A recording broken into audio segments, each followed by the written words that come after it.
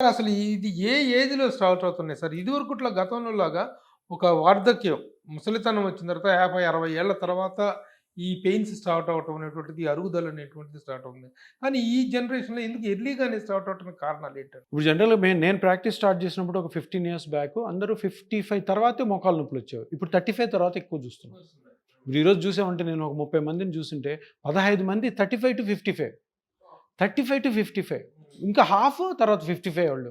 ఎందుకొస్తున్నాయి అంటే first of all life style మొత్తము shatter అయిపోయింది. ఇంక పొద్దున్న లేసినప్పటి నుంచి ఉరుకులు, పరుగులు, హెల్త్ మీద కాన్షియస్ ఉండదు.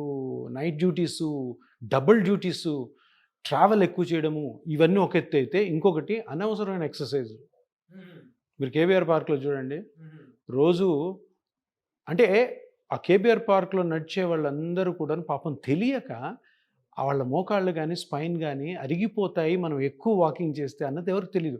వాకింగ్ అంటే ఏదో అమృతంలాగా వాక్ చేసి పోతాడు. ఎంత చేయాలి? ఏ వయసులో ఎంత చేయాలా?